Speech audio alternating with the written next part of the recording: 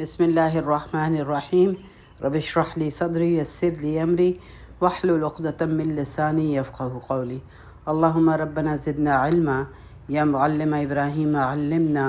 یا مفاہم سلیمان فہمنا۔ کل ہم نے سیرہ میں جو چیز ڈسکس کی تھی وہ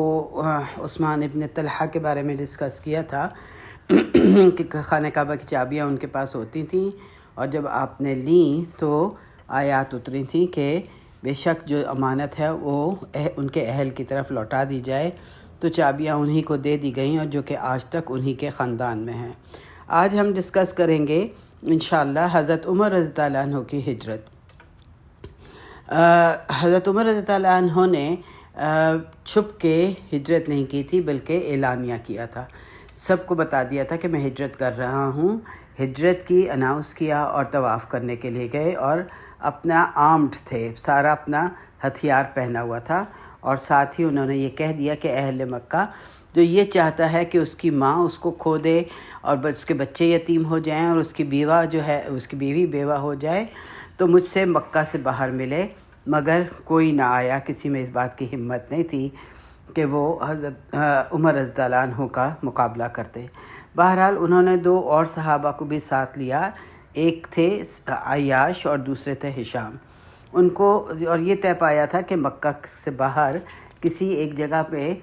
کسی وادی میں ملیں گے، تو پھر یہ بھی طے پایا تھا کہ اگر آ گئے تو ساتھ چلیں گے، ورنہ جو آ جائے گا وہ چلے جائیں گے۔ اب یہاں پہ ہوا یہ کہ ہشام نہ آئے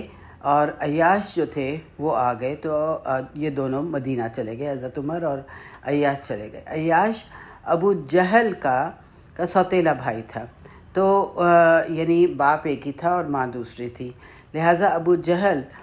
نے جو تھا اس نے اپنے بھائی کو لینے کے لیے وہ مدینہ گیا۔ اس کو بہت یہ بات بری لگی کہ اسی کا اپنا بھائی جو ہے وہ مسلمان ہو کے چلا گیا، لہٰذا وہ اس کو اپنے بھائی کو لینے کے لیے مدینہ گیا۔ عیاش کو ملا اور اس کی والدہ کی ساری کہانی، جھوٹی جو کہانی تھی، وہ بہت ہی افسردہ کر کے سنائی کہ وہ نہ کھا رہی ہے، نہ پی رہی ہے، کنگھی بھی نہیں کر رہی ہے، اور دھوپ میں بیٹھی ہوئی ہے، اور سر جوؤں سے بھر گیا ہے، اور قسم کھا لی ہے کہ میں نہیں کھاؤں گی، نہ جب تک کہ میں اپنے بیٹے کو نہیں دیکھ لوں گی، میں کھانا نہیں کھاؤں گی، میں یہ نہیں ہوگا۔ یہ ساری اس نے بہت ہی لمبی سی کہانی آ کے انہوں نے عیاش کو سنائی، لہٰذا عیاش نے فیصلہ کیا کہ وہ واپس چلے جائیں گے۔ عمر رضی اللہ عنہ نے ان کو بہت منع کیا کہ ایسا نہ کرو، لیکن وہ نہ مانے، اور انہوں نے ان کو بہت کہا کہ اگر تمہاری ماں اگر تمہارے لیے بے چین ہے، وہ بے چین نہیں ہوگی، تم اس چیز کا پیچھا نہ کرو، لیکن وہ نہیں مانے۔ اور آخر پھر عمر رضی اللہ عنہ نے یہ کہا کہ اچھا اگر تم کو جانا ہی ہے تو یہ میرا اونٹ لے جاؤ، کیونکہ یہ تیز ہے، اور اگر دیکھو کہ یہ تمہارے ساتھ کچھ برا کرتے ہیں تو تم فوراً واپس آ جانا، یہ کچھ نہ کر پائیں گے۔ بہرحال عیاش چلے گئے، اور واپسی پر آپس میں سب باتیں ہوتی رہیں کہ مکہ کیسا ہے اور مدینہ کیسا ہے، اور اس طرح سے باتیں ہوتی رہیں۔ تھوڑا آگے گئے تو ابو جہل نے عیاش سے کہا کہ میرا اونٹ بہت کمزور ہے، تم مجھے اپنے اونٹ پر بٹھا لو۔ تو جیسے ہی انہوں نے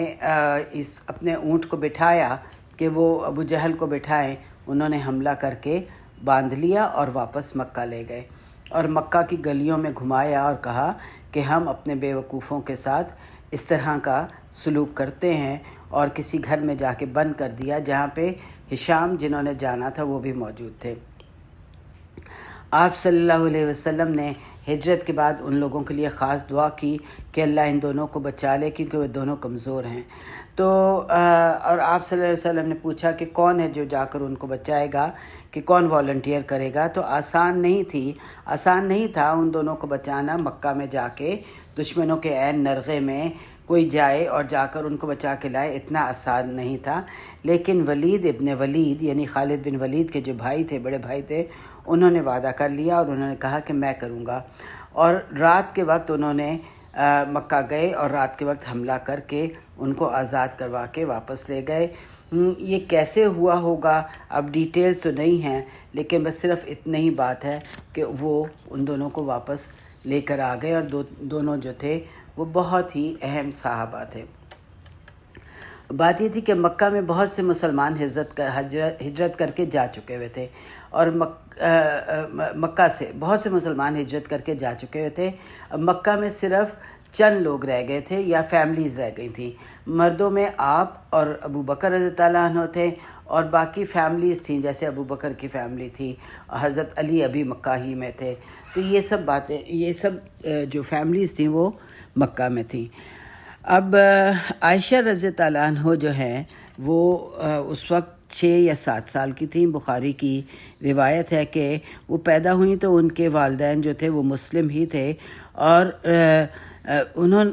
ان کا بیان ہے، بخاری کی روایت ہے کہ رسول اللہ صلی اللہ علیہ وسلم دن میں 2 مرتبہ ان کے گھر آتے تھے اور میرے والد سے ملتے تھے۔ جب آپ صلی اللہ علیہ وسلم کو ہجرت کی اجازت ملی تو آپ ابو بکر رضی اللہ عنہ نے اونٹ تیار کر دیے ہوئے تھے، تو پوچھا کہ آپ صلی اللہ علیہ وسلم نے بتایا کہ مجھے امید ہے کہ اللہ تعالیٰ ہمیں ہجرت کی اجازت دے دے گا۔ بہرحال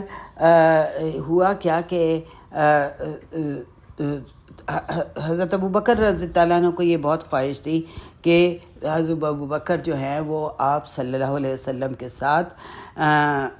ہجرت کریں، تو انہوں نے آپ سے پوچھا کہ آپ یہ چاہتے ہیں کہ میں بھی آپ کے ساتھ سفر کروں؟ تو آپ صلی اللہ علیہ وسلم نے کہا ہاں۔ اس سے ہمیں یہ بھی پتہ چلتا ہے کہ آپ صلی اللہ علیہ وسلم اپنی زندگی کا کوئی بھی اہم فیصلہ اللہ کی اجازت کے بغیر نہیں کرتے تھے۔ لہٰذا ابو بکر رضی اللہ عنہ نے 2 اونٹ تیار کر لیے۔ پہلے تو اپنا اونٹ تیار کیا تھا، لیکن پھر آپ صلی اللہ علیہ وسلم کے لیے بھی تیار کر لیا۔ اور اونٹ کا تیار کرنا جو تھا وہ کوئی آسان معاملہ نہیں تھا۔ اونٹ کو صحرا کا جہاز کہا جاتا ہے، تو اس پہ سفر کرنے پر جانے کے لیے اونٹ کو ایک خاص غذا کھلانی پڑتی ہے۔ خاص غذا کھلائی جاتی تھی اور پانی زیادہ پلایا جاتا تھا۔ کیسے پانی پلایا جاتا تھا؟ نمک زیادہ کھلاتے تھے اونٹ کو، نمک زیادہ کھلاتے تھے، اس کو پیاس لگتی تھی اور وہ پانی زیادہ پیتا تھا۔ پانی پینے لگتا تھا تو وہ اپنے کوہان میں پانی جمع کر لیتا تھا، اور پھر یہ کہ بند کر کے رکھتے تھے، اس کو چلنے نہیں دیتے تھے تاکہ اس کی چربی جو ہے وہ جلے نہیں، اور وہ اس کی چربی جو ہے وہ رہے تاکہ صحرا کے سفر کے لیے وہ تیار ہو سکے۔ اور کھانا بہت زیادہ کھلایا جاتا تھا۔ یہ تقریباً 4 ماہ تک ابو بکر رضی اللہ عنہ نے ایسا کیا۔ اور ذوالحجہ کی 12 سال کے یعنی کہ ذوالحجہ کو 12 سال بعد، اور پھر محرم اور سفر بھی شامل کر لیں تو 13 سال بن جاتے ہیں۔ پیر کے دن جو ہے آپ صلی اللہ علیہ وسلم نے ذوالحجہ میں ہجرت کی، یعنی آپ یہ ہمیں کیسے پتہ ہے کہ آپ صلی اللہ علیہ وسلم نے کہا تھا کہ پیر کے دن میں پیدا ہوا، پیر کے دن ہی اقرا نازل ہوئی، اور پیر ہی کے دن میں نے ہجرت کی۔ تو جو لیٹسٹ کیلکولیشنز ہیں اس کے مطابق یعنی 26 سفر کو، یعنی 13 سال دعویٰ کے بعد آپ نے ہجرت کی۔ 12 سال کیسے ہیں کہ وہ محرم اور سفر اگر شامل ہو جائیں تو وہ 13واں سال بن جاتا ہے۔ تو اس طرح سے 13 سال کے بعد آپ نے ہجرت کی۔ عائشہ رضی اللہ عنہ کا بیان ہے کہ گرمی کی شدت تھی، دوپہر کا وقت تھا، اور سب لوگ جو تھے وہ دوپہر کے وقت آرام کرتے تھے، کوئی باہر نہ نکلتا تھا، اور آفٹرنون نیپ لیا کرتے ہوتے تھے، جو کہ آج بھی ڈاکٹرز اور سائنس یہ کہتی ہے کہ دوپہر کا نیپ بہت ضروری ہے، وہ انسان کو تازہ دم کر دیتا ہے۔ تو عائشہ رضی اللہ عنہ کا بیان ہے کہ آپ ہمارے گھر آئے اور آپ صلی اللہ علیہ وسلم نے ابو بکر رضی اللہ عنہ سے کہا کہ سب کو حجرے سے نکال دو۔ تو ابو بکر رضی اللہ عنہ نے کہا کہ یا رسول اللہ صلی اللہ علیہ وسلم، میرے گھر میں صرف میری اپنی فیملی ہے، یعنی اللہ نے مجھے اجازت دے دی۔ تو آپ صلی اللہ علیہ وسلم نے کہا کہ اللہ نے مجھے اجازت دے دی ہے ہجرت کرنے کی۔ تو ابو بکر رضی اللہ عنہ نے کہا کہ کیا میں بھی آپ کے ساتھ آؤں گا؟ تو آپ صلی اللہ علیہ وسلم نے کہا کہ ہاں، تم بھی میرے ساتھ آؤ گے۔ عائشہ رضی اللہ عنہ کہتی ہیں کہ میں نے پہلی دفعہ اپنے والد کو روتے دیکھا، اور مجھے یہ پتہ نہیں تھا کہ کبھی کوئی خوشی میں بھی روتا ہے۔ تو جب ابو بکر رضی اللہ عنہ کو یہ پتہ چلا تو آپ خوشی سے روئے۔ بہرحال یہ بخاری کی روایت ہے، اور اس میں ابو بکر رضی اللہ عنہ نے کہا کہ اے اللہ کے رسول، میں نے 2 اونٹ تیار رکھے ہیں۔ آپ صلی اللہ علیہ وسلم نے فرمایا صرف اسی وقت جب تک کہ میں تمہیں پیسہ نہ ادا کر دوں۔ اسماء جو عائشہ رضی اللہ کی بڑی بہن تھیں، یہ دوسری والدہ سے تھیں، یعنی عائشہ کی والدہ جو تھیں وہ تو مسلمان تھیں، لیکن اسماء کی والدہ جو تھیں وہ مشرک تھیں، تو ابو بکر نے ان کو طلاق دے دی تھی، تو عائشہ کی والدہ سے شادی کی، اور عائشہ دوسری ان سے تھی۔ تو اسماء کھانا تیار کر کے وہ جہاں پہ آپ صلی اللہ علیہ وسلم اور ابو بکر نے ٹھہرنا تھا وہاں پر تیار کر کے دیا، لیکن کیونکہ کچھ باندھنے کو نہ تھا تو انہوں نے اپنی وہ بیلٹ جو انہوں نے اپنے ڈریس پہ پہنی ہوئی تھی وہ کھولی، آدھی باندھ لی اور آدھی پھاڑ کے اس بیگ کو اس سے باندھ دیا جو کہ کھانا انہوں نے لے کے جانا تھا۔ تو ان کو کیا خطاب ملا تھا؟ ذاتی نقاتین، یعنی کہ دو اس کا اسٹرائپس والی وہ جو ہے نا، جو کہ انہوں نے اپنی پھاڑی تھی بیلٹ، تو اس کو کہا کہ 2 بیلٹ والی، یعنی کہ ان کو ذاتی نقاتین کا خطاب ملا تھا۔ ابھی بھی اگر آپ مدینہ جائیں تو وہاں پہ ایک علاقہ ہے جو اس نام سے ہے، ذات نقاتین کے نام سے۔ ابو بکر رضی اللہ عنہ کے پاس 5000 درہم تھے، جب جو وہ انہوں نے ساتھ لے لیے۔ ابو بکر اسلام لانے سے پہلے ایک امیر آدمی تھے، 40,000 درہم تھے۔ جب اسلام لائے تو انہوں نے سارا پیسہ جو ہے وہ اسلام کے لیے خرچ کر دیا، اور کہاں پہ غلام خرید کر آزاد کرتے تھے۔ جو غلام دیکھتے تھے کہ اس کو تکلیف ہو رہی ہے اس کو جا کے خرید لیتے تھے۔ ابو بکر کے والد کا نام ابو قحافہ تھا، جو اسلام نہیں لایا تھا اور اسلام کا بہت بڑا دشمن تھا، اور بوڑھا تھا اور اندھا تھا۔ تو اس نے لڑکیوں سے بہت ہی یعنی عائشہ رضی اللہ عنہ اور اسماء رضی اللہ عنہ کو یہ کہا کہ تمہارا باپ تو جو ہے وہ بہت طنز کیا، اور کہا کہ تمہارا باپ کیسا آدمی ہے، تمہیں 1 پیسے کے بغیر چھوڑ گیا ہے اور تم یہاں پہ بغیر پیسے کے ہو۔ تو اسماء رضی اللہ عنہ کو پتہ تھا کہ والد جو ہے وہ سارا پیسہ لے گئے ہیں، لیکن انہوں نے کیا کیا، ایک جار جس میں کہ ابو بکر پیسہ رکھتے ہوتے تھے اس میں پتھر ڈال لیے اور کہا کہ نہیں ایسا نہیں ہے، وہ ہمارے لیے پیسہ چھوڑ گئے ہیں، اور دیکھو یہ اس کو محسوس کر لو۔ کیونکہ وہ اندھا تھا، اس کو انہوں نے جار دکھایا، اس میں پتھر تھے، تو وہ بھاری تھا، تو کہنے لگا اچھا اگر ایسا ہے تو پھر تو بہت اچھا ہے۔ لیکن ابو بکر رضی اللہ عنہ ان کے نے کوئی پیسہ پیچھے نہ چھوڑا تھا۔ تو سورہ انفال میں آپ صلی اللہ علیہ وسلم کہتے ہیں کہ سورہ انفال میں آیات اتری تھیں کہ یعنی آپ صلی اللہ علیہ وسلم کے بارے میں کہ اذ یمکروا بک الذین کفروا لیثبتوک او یقتلوک او یخرجوک یمکرون ویمکر اللہ واللہ خیر الماکرین، کہ اللہ تعالیٰ فرماتے ہیں کہ جب وہ مکر کر رہے تھے کفر والے کہ تمہیں قید کر دیں یا تمہیں قتل کر دیں یا تمہیں نکال دیں، تو وہ مکر کر رہے تھے اور اللہ تعالیٰ پلان کر رہا تھا، اور اللہ تعالیٰ بہترین پلانر ہے۔ اب اس رات ہوا کیا تھا؟ اس رات ہوا جس رات آپ صلی اللہ علیہ وسلم نے ہجرت کی، اس رات ہوا کیا تھا؟ ہوا یہ تھا کہ ایک بہت سیکرٹ میٹنگ کی تھی کفار نے سیکرٹ میٹنگ کی تھی دارالندوہ میں، اور یہ رات کے وقت اکٹھے ہوئے تھے، آدھی رات کے وقت، اور قریش کے ہر قبیلے کے لوگ آئے تھے سوائے بنو ہاشم کون سا قبیلہ تھا؟ جس سے آپ صلی اللہ علیہ وسلم تھے، اور اس میں ابو لہب کو جو ہے وہ نہیں بلایا گیا تھا، کیونکہ وہ ابو لہب جو تھا بنو ہاشم سے تھا، اور جان بوجھ کر نکالا تھا تاکہ اس کے قبیلے اور رشتہ دار جو ہیں، کیونکہ پلاننگ کیا ہونی تھی کہ رسول پاک صلی اللہ علیہ وسلم کو قتل کر دیا جائے، تو اس کے قبیلے اور رشتہ دار جو تھے ان کو مارنے کی جو پلاننگ تھی، تو اس میں یہ شک نہیں کہ ابو لہب تو بہت چاہتا تھا، لیکن وہ آفیشلی گرین لائٹ نہیں دے سکتا تھا۔ کیونکہ یہ کبھی وہاں پہ ایسا ہوا ہی نہیں تھا، یعنی کہ پورے کفار کی ہسٹری میں، قریش کی ہسٹری میں کبھی ایسا نہیں ہوا تھا کہ انہوں نے خود اپنے ہی قبیلے کے بندے کو مار دیا ہو، تو اس لیے اس کو نکال دیا گیا کہ اگر اس کو پتہ ہی نہیں تو پھر اس کو جواب بھی نہیں دینا پڑے گا۔ اور دوسرا کس کو نکالا تھا؟ مطعم بن عدی کو نکال دیا تھا۔ مطعم بن عدی کو کیوں نکالا تھا؟ کیونکہ اس نے آپ کو وعدہ کر دیا تھا پناہ کی، لہٰذا اس نے بھی وعدہ کر لیا تھا تو اس کو بھی وہ نہیں آ سکتا تھا۔ تو یہ اس زمانے میں جو ٹرائبل لا تھے ان کی تھی، ان کے لیے بڑی شرم کی بات تھی، اور کہ ابو لہب کے لیے کہ وہ اس کی ڈگنیٹی کے خلاف بات تھی کہ اس کو جو ہے وہ اپنے ہی قبیلے کے بندے کو مار دے۔ تو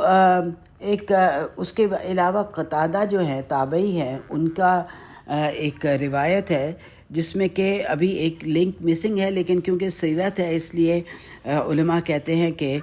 اگر کوئی ویک بھی ہو تو اس کو ایڈ کر لینا چاہیے، کہ انہوں نے یہ کہا کہ ایک بوڑھا آدمی آدھی رات کو آیا تھا اور اس سیکرٹ میٹنگ کے لیے میں اٹینڈ کرنے کے لیے اس نے دروازہ کھٹکھٹایا،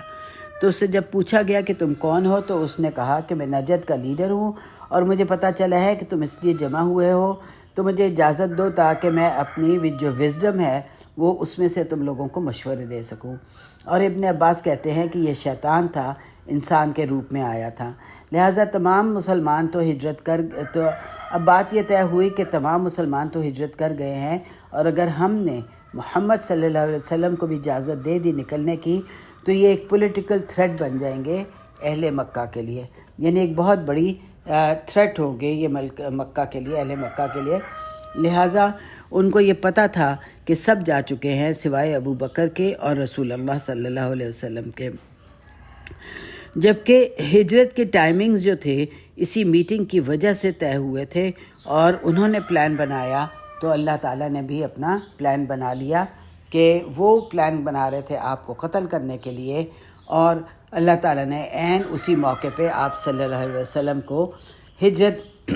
کرنے کی اجازت دے دی۔ اب سجیشن کیا دی آئی پہلی کہ سب سے پہلے تو یہ کہا گیا کہ آپ صلی اللہ علیہ وسلم کو قید میں بند کر دیا جائے، پریزن میں۔ اس زمانے میں پریزنز نہیں ہوتے تھے کیونکہ ان کے کوئی ایسا کانسیپٹ نہیں تھا جیل کا کہ کسی کو قید کیا جائے، تو طے یہ پایا کہ کسی کے گھر میں ان کو بند کر دیا جائے۔ ابلیس جو کہ بوڑھا آدمی تھا وہ بولا اگر یہ کرو گے تو بھی ان کے الفاظ کافی ہیں جو ان کے جو فالوورز ہیں ان تک پہنچتے رہیں گے۔ اچھا، تو دوسری سجیشن یہ آئی کہ ایگزائل کر دیں، نکال دیں، کہ اخ یخرجوک، جیسے کہ اللہ تعالیٰ نے کہا نا کہ اخ یخرجوک کا، تو ابلیس پھر بولا، اس نے کہا کہ اس کا مطلب یہ ہے کہ اگر تم ان کو نکالو گے تو پھر کیا ہوگا کہ یہ اپنے فالوورز کے پاس پہنچ جائیں گے اور طاقت پکڑ جائیں گے۔ تو ابو جہل جو تھا اس نے آخر یہ کہا کہ تم نے ابھی تک وہ نہیں کہا جو ہم سب چاہتے ہیں کہ ہم ان کو قتل کر دیں۔ یہ ایک ایسی چیز تھی جو عرب میں ابھی تک ہوئی ہی نہ تھی، یعنی اپنے ہی خاندان کے انسان کا قتل ان کے لیے ان کولڈ بلڈ ان کے لیے ناممکن چیز تھی، اور ایک مارک آف ہیومیلیشن تھی، ذلت تھی ان کے لیے، بے عزتی تھی ایک ایسی چیز۔ اور اگر وہ ایسا کرتے تو ہزاروں سال دشمن ان کا مذاق اڑاتے کہ تم نے تو اپنے ہی بندے کو مار ڈالا، تم نے تو اپنے ہی خاندان کے بندے کو مار ڈالا۔ اس طرح کی یہ ان کی بے عزتی تھی۔ تو میں یہ سمجھتی ہوں کہ دیکھیں آج کے مسلمانوں سے تو بہتر ہی تھا نا، ان کا بھی ایک لا، کم از کم کوئی ایک لا تو تھا ان کے درمیان۔ بہرحال ابو جہل نے کہا کہ ہم جب اب ماریں گے تو ہم ایسا کریں گے کہ کسی ایک قبیلے کو بھی بلیم نہ آئے، اور ہوگا یہ کہ ہر قبیلے کا بندہ، ہر قبیلہ اپنا ایک ایک ریپریزنٹیٹیو بھیجے گا اور یہ مل کر ان پر حملہ کریں گے، اور یہاں تک کہ ان کا خون جو ہے کسی ایک قبیلے پر نہیں آئے گا، ہر قبیلہ برداشت کرے گا، یعنی ہر ایک پہ بلیم آئے گا۔ اور بنو ہاشم جو ہے یعنی کہ رسول پاک صلی اللہ علیہ وسلم کا جو قبیلہ ہے ان کے پاس کوئی چوائس نہیں ہوگی کہ وہ بلڈ منی قبول کر لیں، ورنہ بنو ہاشم جنگ کریں گے، اور اگر سب نے مل کر حملہ کیا تو بنو ہاشم سب سے نہیں لڑ سکتے ہیں۔ تو لہٰذا اب ابلیس بولا کہ یہ بہت اعلیٰ فیصلہ ہے، لہٰذا وہیں پہ ہر ٹرائب نے اپنا ایک ایک آدمی چن لیا، اور وہ جو کہ نوجوان تھا، اور ان کو آپ کے گھر کی طرف روانہ کر دیا گیا تاکہ آپ کے گھر کو سراؤنڈ کر لیں، اور اسی وقت جبرائیل آئے اور آپ صلی اللہ علیہ وسلم کو بتایا کہ اسی رات آپ ہجرت کر جائیں، اب وقت آ گیا کہ آپ ہجرت کر جائیں۔ اور اسی رات کی بات ہے کہ آپ صلی اللہ علیہ وسلم سورہ یاسین کی تلاوت کرتے ہوئے گھر سے نکل گئے اور وہ سب آپ کو نہ دیکھ سکے، اور آپ نے اپنی جگہ پر سیدنا علی کو اپنی جگہ پر سلا دیا۔ اس وقت وہ 18-19 سال کے ینگ لڑکے تھے، اور اللہ تعالیٰ نے پھر سورہ بنی اسرائیل سورہ اس میں اتارا یاسین میں، وَجَعَلْنَا مِن بَيْنِ أَيْدِيهِمْ سَدًّا وَمِن خَلْفِهِمْ سَدًّا فَأَغْشَيْنَاهُمْ فَهُمْ لَا يُبْصِرُونَ، کہ ہم نے ان کے سامنے ایک دیوار کھڑی کر دی اور ان کے پیچھے ایک کھڑی کر دی، اور میں نے اوپر سے ڈھانک دیا اور وہ آپ کو نہ دیکھ سکے۔ اس کے علاوہ آپ نے ہاتھ میں مٹی لے کے ان لوگوں کی طرف پھینکی جنہوں نے اپنے گھر کا گھیراؤ کیا ہوا تھا، اور یہ گھر ختیجہ کا تھا، اور آپ آدھی رات کو ابو بکر رضی اللہ عنہ کو لے کر اس گھر سے نکل گئے۔ یہ دونوں نکل گئے اور غار ثور میں جا کے پناہ لی، جو پہلے سے پلان یہ تھا کہ 3 دن اور 3 راتیں وہیں رہیں گے غار ثور میں۔ اور غار ثور جو ہے مدینہ کے بالکل ایگزیکٹ اپوزٹ ڈائریکشن میں ہے، یعنی مدینہ کے راستے پہ نہیں ہے، بلکہ کس طرف ہے؟ بالکل اپوزٹ، مدینہ نارتھ میں ہے اور غار ثور جو ہے وہ ساؤتھ میں ہے۔ یعنی ثور کی طرف جانے کے لیے اپنی پیٹھ مدینہ کی طرف کرنی پڑتی ہے، اور مکہ سے تقریباً 2-3 گھنٹے کے واک پہ ہے غار ثور، جہاں آپ نے جو ہے پناہ لی۔ اور طے یہ پایا تھا کہ 3 دنوں کے بعد ایک گائیڈ آئے گا جو ایسے راستے سے لے کے جائے گا جس کا کہ قریش کو پتہ نہیں تھا، بیک روڈ تھا، اور صرف چند قبائل جو تھے اس راستے کو جانتے تھے۔ اب بس ہم یہاں اپنی بات کو روکتے ہیں، انشاءاللہ کل باقی جو سیرہ کس طرح سے آپ نے ہجرت کی اور کیا واقعات پیش آئے، انشاءاللہ ان کو بھی ہم ڈسکس کریں گے، اور یہاں پہ ہم اپنا روکتے ہیں۔ لیکن ہم یہ دیکھتے ہیں کہ کن تکلیفوں سے گزر کر، یعنی اگر اللہ چاہتا تو سب کو ایک ہدایت دے دیتا اور سب کو اسلام کی طرف لے آتا، لیکن کس اذیتوں اور تکلیفوں سے نکل کر آپ صلی اللہ علیہ وسلم نے برداشت کیا اور اسلام کو پھیلانے میں ان اذیتوں کو برداشت کیا۔ اللہ تعالی ہم سب کو اس بات کی ہدایت دے، توفیق دے کہ ہم آپ صلی اللہ علیہ وسلم کی سیرہ کو جانیں اور اس پر عمل کرنے کی توفیق کریں، اور نسل در نسل اللہ تعالیٰ بھلائیاں ہمارے لیے آسان کر دے اور اپنی نافرمانی مشکل بنا دے۔ آمین یا رب العالمین۔ ربنا تقبل منا انک انت السمیع العلیم وتب علینا انک انت التواب الرحیم، وصلی اللہ علی نبینا محمد وعلی آلہ وصحبہ اجمعین، وآخر دعوانا الحمد للہ رب العالمین۔